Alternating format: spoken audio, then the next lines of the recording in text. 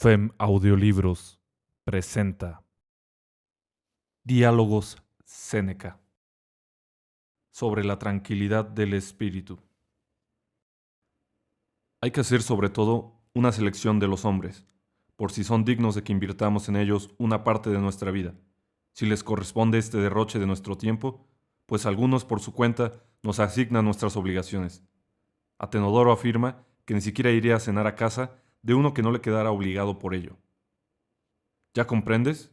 Pienso que mucho menos has de ir a casa de los que con unos manjares saldan sus cuentas con los buenos oficios de sus amigos, que cuentan los platos como donativos, como si se mostraran inmoderados en honor de otros. Quítale los testigos y los espectadores, no les complacerá un festín en solitario. Nada, sin embargo, agrada al espíritu tanto como una amistad leal y grata.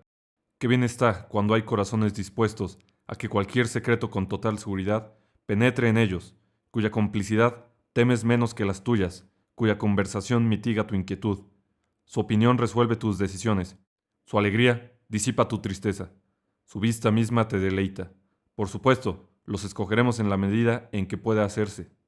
Libres de ambiciones, pues los defectos se propagan y asaltan al que está más cerca y son nocivos por el contacto. Así pues, igual que durante una epidemia, hemos de procurar no situarnos cerca de los cuerpos ya contagiados y ardientes por la enfermedad, porque corremos peligro y sucumbiremos a su mero aliento. Así, al escoger la índole de nuestros amigos, pondremos cuidado en ganarnos a los menos corrompidos. Preámbulo de la enfermedad es mezclar a los sanos con los dolientes. Tampoco te voy a recomendar que no sigas o no adoptes a nadie, sino al sabio. Pues, ¿dónde vas a encontrar a ese que llevamos tantas generaciones buscando? Que el menos malo te valga por el mejor. Difícilmente tendrías la seguridad de haber hecho la elección más atinada, si buscaras a los buenos entre los Platones y los Genofontes y la cosecha de la prole de Sócrates. O si te diera la oportunidad en la época de Catón, que produjo a muchos dignos de nacer en el siglo de Catón, tal como innumerables peores que en ningún otro tiempo y maquinadores de los más tremendos crímenes, pues ambos grupos hacían falta para que Catón pudiera descartarse. Debió contar tanto con los buenos para que los secundaran, como con los malvados para ponerse su brío a prueba con ellos. Ahora, en cambio, en medio de una escasez tan grande de hombres buenos, la selección será menos enojosa. Sin embargo, evitemos principalmente a los tristes y a los que de todo se lamentan, a quienes nada les gusta si no es motivo de quejas. Es posible que su lealtad y su afecto sean constantes, pero un compañero nervioso y que protesta por todo es un enemigo de la tranquilidad. Pasemos a las haciendas, razón principal de las tribulaciones humanas. En efecto, si comparas todo lo otro que nos aflige, muertes, enfermedades, temores, deseos, sufrimientos de dolores y sinsabores, con las desgracias que nos provoca nuestro dinero, esta porción pesará mucho más. Así pues, hay que pensar, cuanto más leve pena es no tener que perder. Al tiempo comprenderemos que la pobreza ofrece tanto menos ocasión de amarguras, cuanto menos de pérdidas. Te equivocas, pues, si piensas que los ricos soportan con más ánimo sus quiebras. Para los cuerpos más grandes y para los más pequeños es parecido el dolor de la herida. Bion, con ingenio, dice que no es menos molesto para los calvos que para los de cabello abundante que les arranquen pelos. Es conveniente que admitas lo mismo respecto a los pobres y a los opulentos. Su padecimiento es parecido, pues en unos y otros se ha quedado adherido su dinero y no se les puede arrancar sin que se resientan. Por otro lado, es más tolerable, como he dicho, y más fácil no adquirir que perder. Y por eso verás más contentos a quienes nunca han prestado atención a la suerte que a quienes han abandonado. Eso lo vio Diógenes, hombre de enorme espíritu, e hizo que no le pudiera arrebatar nada. Tú llama a eso pobreza, penuria, indigencia. Impone el nombre infamante que quieras a la seguridad. Pensaré que ese no es dichoso ni se encuentra algún otro al que no le puedas desaparecer nada. O yo me engaño, o vale un reino estar entre avaros, estafadores, ladrones, secuestradores, siendo el único al que no pueden perjudiciar. Si alguien duda de la felicidad de Diógenes, puede igualmente dudar también de la situación de los dioses inmortales. Si pasan sus días con poca felicidad porque no poseen fincas, ni huertos, ni unos campos valiosos dados en arrendamiento, ni un capital considerable en el mercado, ¿no te da vergüenza, seas quien seas tú, que te pasmas ante las riquezas? Venga, fíjate en el mundo, verás a los dioses desnudos, que todo lo dan, que nada retienen. ¿Tú qué piensas? ¿Que es pobre o semejante a los dioses inmortales uno que se ha despojado de todo lo accidental? Tú llamas más dichoso a Demetrio Pompeyano, que no se avergonzó de ser más adinerado que Pompeyo? A diario le informaban sobre el número de sus esclavos, a él, cuyas riquezas desde hacía tiempo deberían haber consistido en 2 esclavos suplentes y una habitación un tanto amplia.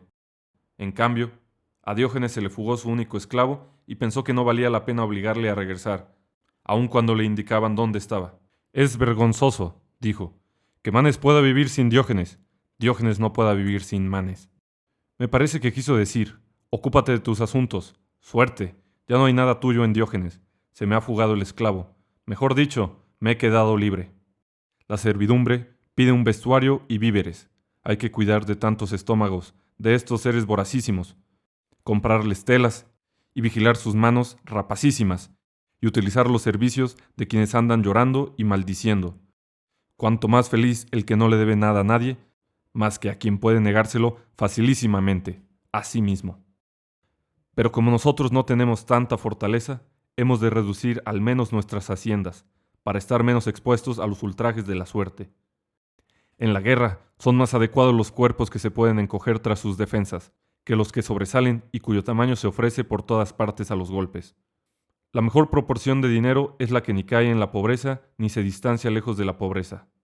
Ahora bien, esta medida nos parecerá bien si primero nos parece bien la parquedad, sin la que no hay caudales suficientes y con ella no dejan de ser bastantes amplios.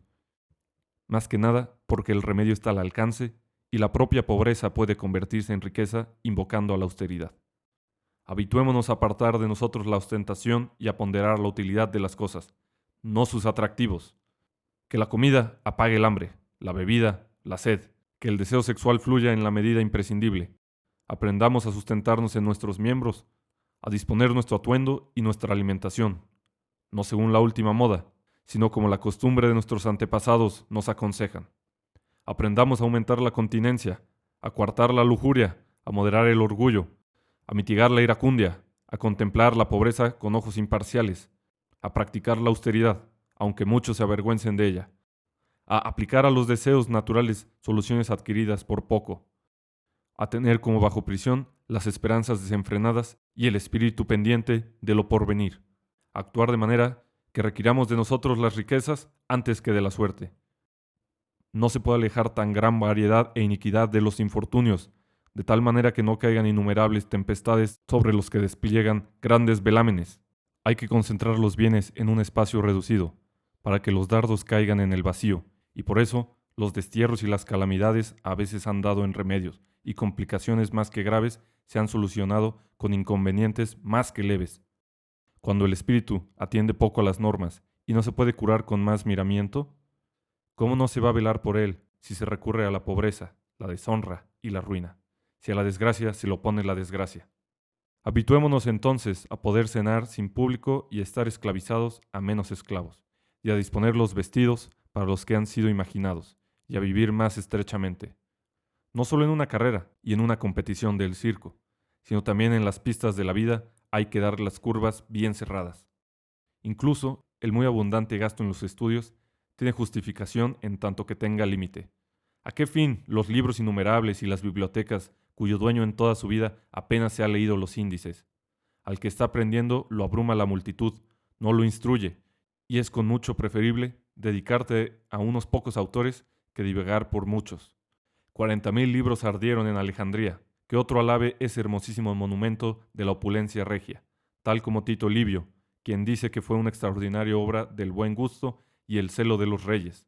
No fue aquello buen gusto o celo, sino lujo erudito, mejor dicho, ni siquiera erudito, ya que no los habían dispuesto con vistas a la erudición, sino al espectáculo, tal como para la mayoría de los ignorantes, tampoco las cartillas de las primeras letras son instrumentos para el estudio, sino decoración para sus salones. Así pues, disponga uno de cuantos libros le sean suficientes, de ninguno por ostentación. Con más propiedad, dices, se prodigan los gastos en estos que en bronces de Corinto y en cuadros abigarrados. Es incorrecto en cualquier circunstancia lo que es excesivo.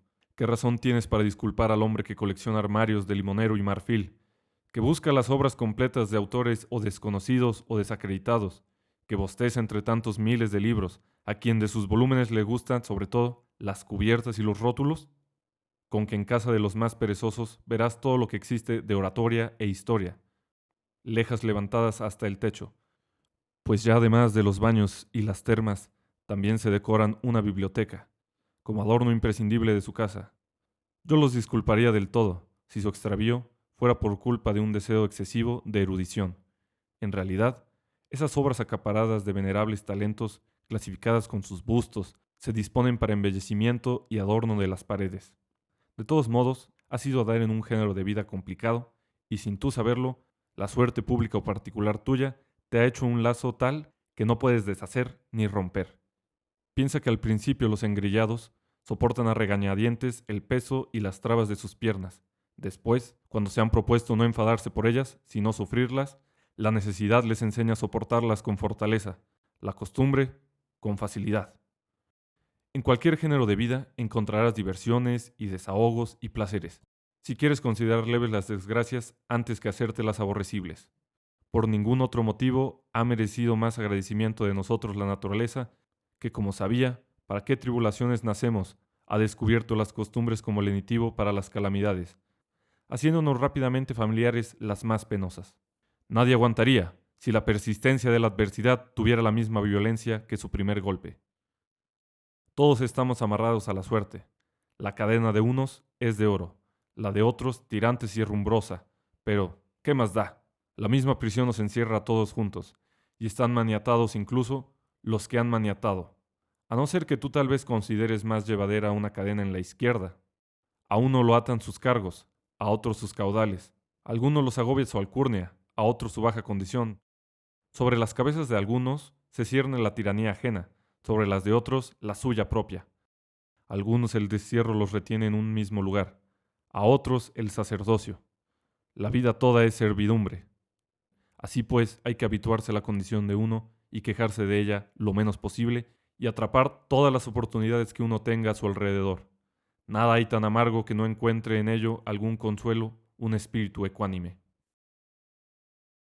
A menudo, pequeños solares han servido para muchos usos por la pericia de quien trazó los planos, y un buen planteo ha hecho habitable un terreno por más estrecho que fuera.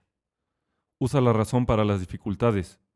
Pueden ablandarse las durezas, ensancharse las estrecheces, y los pesares abrumar menos a quien los soporta sabiamente.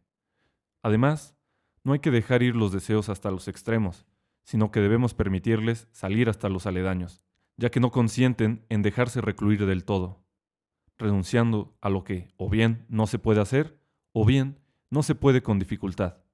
Vayamos en pos de lo que está situado cerca y alienta nuestras esperanzas, pero tengamos presente que todo es idénticamente superfluo, por fuera con distintas apariencias, por dentro igual de vacío.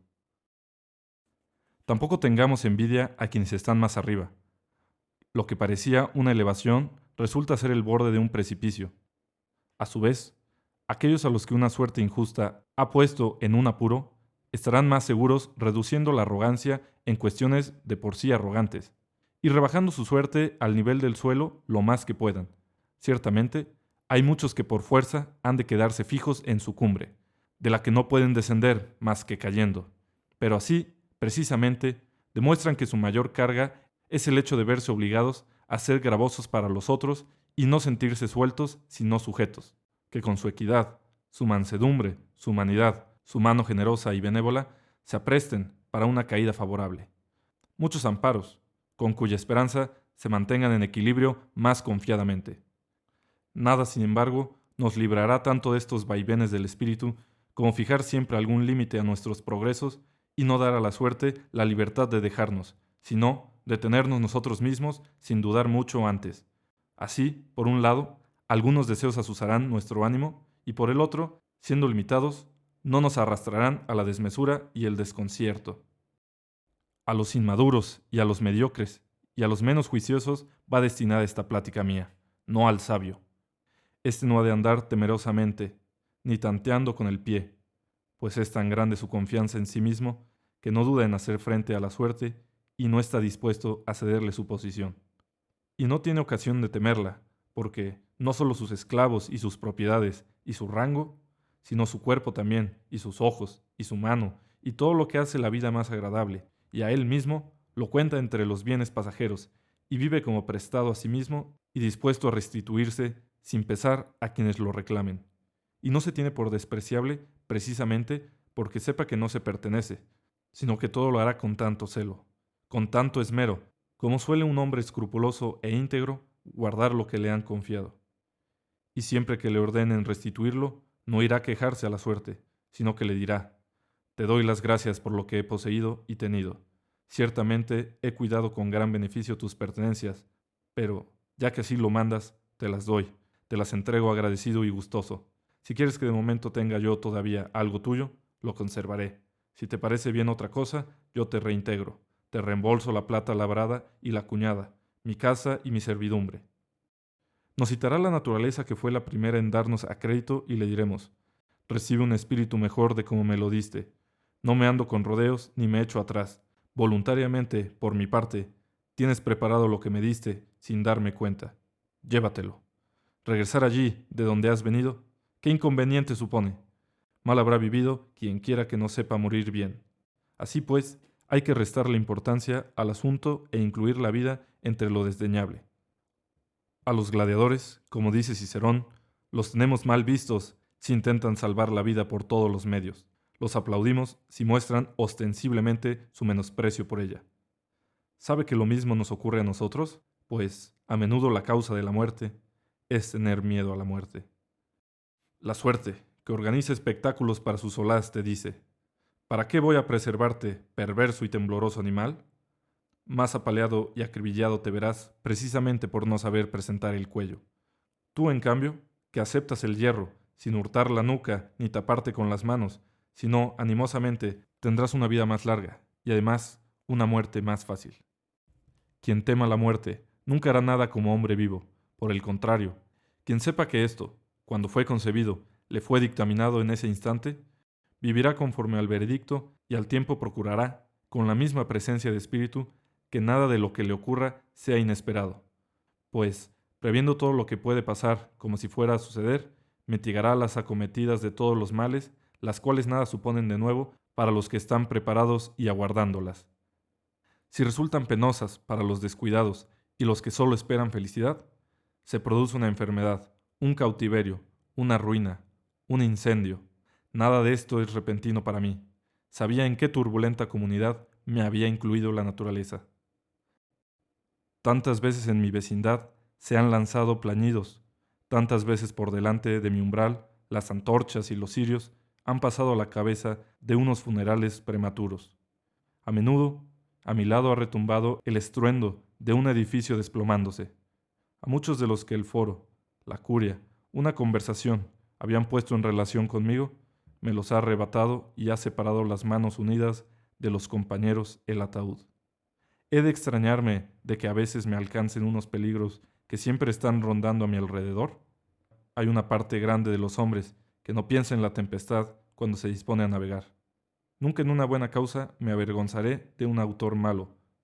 Publilio, más impetuoso que los autores trágicos y los cómicos, siempre que se dejaba las tonterías de los mimos y las palabras destinadas al gallinero, entre otras muchas expresiones más enérgicas que el coturno, no solo que el sipario, dice también esto: a cualquiera puede acontecerle lo que a uno puede.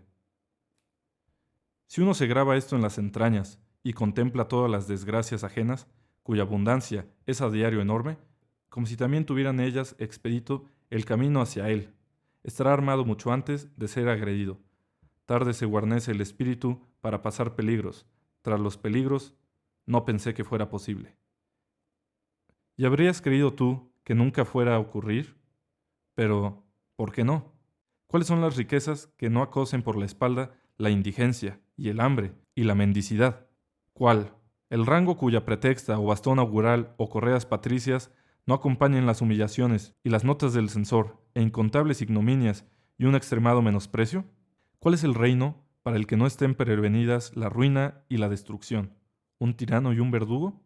Y esto no separado por largos intervalos, sino que el espacio de una hora media entre el trono y las rodillas de otro. Sabed, pues, que toda situación es variable y que todo lo que arremete contra alguien puede arremeter contra ti. Eres un hombre adinerado, ¿acaso más rico que Pompeyo? Al abrirle Gallo, su antiguo familiar, anfitrión reciente, la casa de César para poder cerrar la suya, Le faltó el pan, el agua, aun cuando poseía tantos ríos que nacían en sus propiedades, que desembocaban en sus propiedades, mendigó unas gotas de agua. Murió de hambre y de sed en el palacio de su pariente, mientras éste, su heredero, encarga un funeral público para él, porque ya se moría de inanición. Has desempeñado las magistraturas más elevadas, ¿acaso tan importantes o tan insólitas o tan universales como Sejano? El día en que el Senado lo había hecho caer, el pueblo lo hizo pedazos. De aquel sobre quien los dioses y los hombres habían acumulado todo lo que se podía montar, no quedó nada que pudiera arrastrar el verdugo. Eres rey, no remitiré a Creso, que vio en vida encenderse y apagarse su pira, convertido en superviviente no solo de su reino, sino de su propia muerte, tampoco a Jugurta, a quien el pueblo romano contempló antes de acabar el año durante el cual lo había estado temiendo, a Ptolomeo, rey de África, a Mitrídates de Armenia. Los hemos visto entre los guardias de Gallo. El uno fue enviado al exilio, el otro deseaba ser enviado con mejores garantías. En medio de una inestabilidad tan grande de las cosas que van arriba y abajo, si no tomas como tu futuro todo lo que puede pasar, le das fuerza contra ti mismo a la adversidad, que deshace quien quiera que le prevé.